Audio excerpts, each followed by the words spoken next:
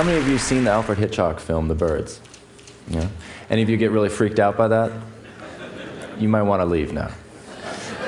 So this is a vending machine for crows, and over the past few days, many of you have been asking me, how did you come to this? How did you get started doing this?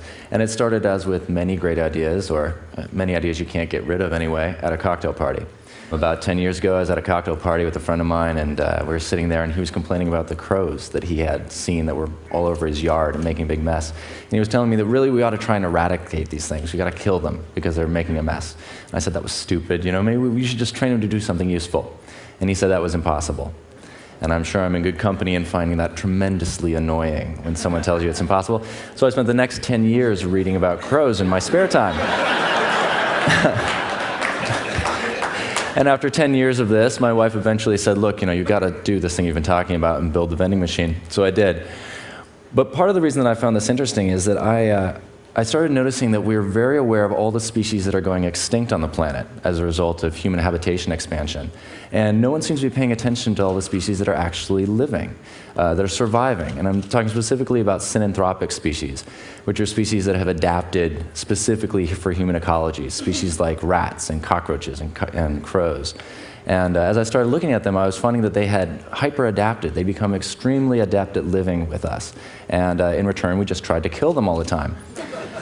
And in doing so, we were breeding them for parasitism. We were giving them all sorts of reasons to adapt new ways. So for example, rats are incredibly responsive breeders, and cockroaches, as anyone who's tried to get rid of them knows, have become really immune to the poisons that we're using.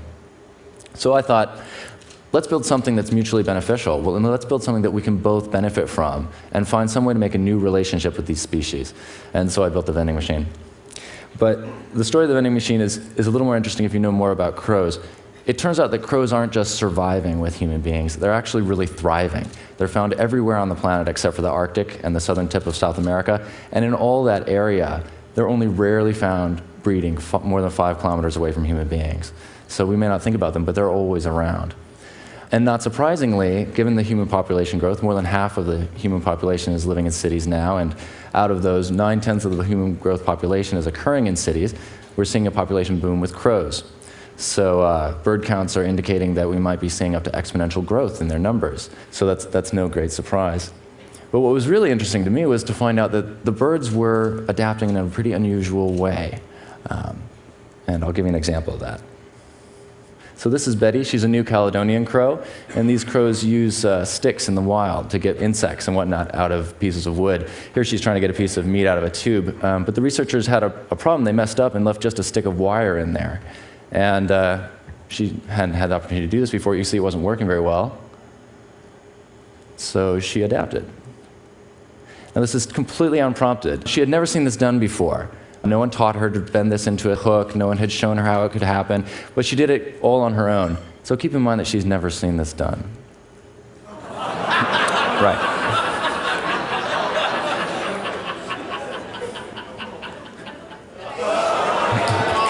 Yeah. All right.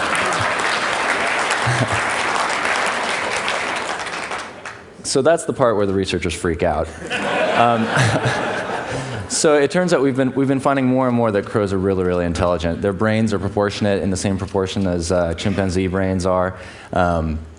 There's all kinds of anecdotes for different kinds of intelligence they have. For example, in Sweden, crows will wait for fishermen to drop lines through holes in the ice. And when the fishermen move off, the crows fly down, reel up the lines, and eat the fish or the bait. It's pretty annoying for the fishermen.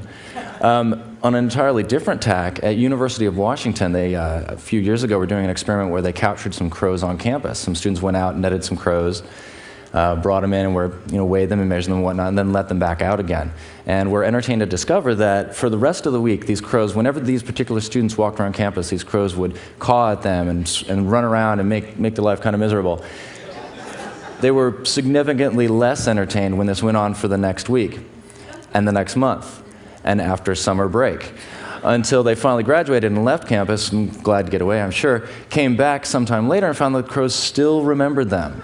So, the moral being, don't piss off crows. So, now students at the University of Washington that are studying these crows do so with a giant wig and a big mask.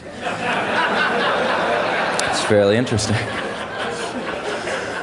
So we know that these crows are really smart, but the more I dug into this, the more I found that they actually have an even more significant adaptation. Crows have become highly skilled at making a living in these new urban environments. In this Japanese city, they have devised a way of eating a food that normally they can't manage. Drop it among the traffic. The problem now is collecting the bits without getting run over. Wait for the lights to stop the traffic.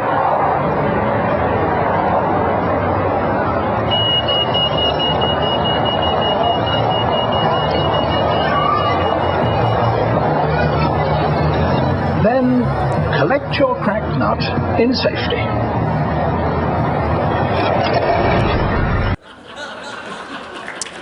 Yeah, pretty interesting. So what's significant about this isn't that crows are using cars to crack nuts. In fact, that's old hat for crows. This happened about 10 years ago in a place called Sendai City at a driving school in the suburbs of Tokyo. And since that time, all the crows in the neighborhood are picking up this behavior.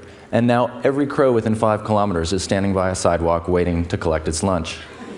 So they're learning from each other, and research bears this out. Parents seem to be teaching their young. They learn from their peers, they learn from their enemies. If I have a little extra time, I'll tell you about a case of crow infidelity that illustrates that nicely. The point being that they've developed cultural adaptation, and as we heard yesterday, that's the Pandora's box that's getting human beings in trouble, and we're starting to see it with them. They're able to very quickly and very flexibly adapt to new challenges and new resources in their environment, which is really useful if you live in a city. So we know that there's lots of crows. We found out they're really smart, and we found out that they can teach each other. And when all this came clear to me, I realized the only obvious thing to do is build a vending machine. So that's what we did. This is a vending machine for crows, and it uses Skinnerian training to shape their behavior over 4 stages. It's pretty simple. Basically what happens is that we put this out in a field or someplace where there's lots of crows, and we put coins and peanuts all around the base of the machine, and crows eventually come by and eat the peanuts and get used to the machine being there. And eventually they eat up all the peanuts, and then they see that there are peanuts here on the feeder tray, and they hop up and help themselves. And then they leave, and the machine spits up more coins and peanuts, and life is really dandy if you're a crow. Then you can come back anytime and get yourself a peanut. So when they get really used to that, we move on to the crows coming back. Now they're used to the sound of the machine, and they keep coming back and digging out these peanuts from amongst the pile of coins that's there. And when they get really happy about this, we go ahead and stymie them, and we move to the 3rd stage, where we only give them a coin. And like most of us who have gotten used to a good thing, this really pisses them off. So they do what they do in nature when they're looking for something. They sweep things out of the way with their beak. And they do that here, and that knocks the coins down the slot. And when that happens, they get a peanut. And so this goes on for some time. The crows learn that all they have to do is show up, wait for the coin to come out, put the coin in the slot, and then they get their peanut. And when they're really good and comfortable with that, we move to the final stage, in which they show up and nothing happens. And this is where we see the difference between crows and other animals. Squirrels, for example, would show up, look for the peanut, go away. Come back, look for the peanut, go away. They do this maybe half a dozen times before they get bored, and then they go off and play in traffic. Crows, on the other hand, show up and they try and figure it out. They know that this machine's been messing with them through 3 different stages of behavior.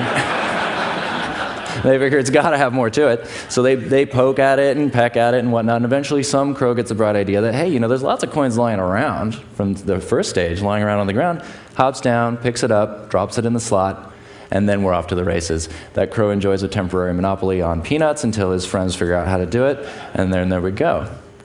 So what's significant about this to me isn't that we can train crows to pick up peanuts. Mind you, there's $216 million worth of change lost every year, but I'm not sure I can depend on that ROI from crows.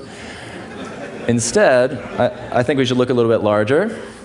I think that crows can be trained to do other things. For example, why not train them to pick up garbage after stadium events, or find expensive components from discarded electronics, or maybe do search and rescue.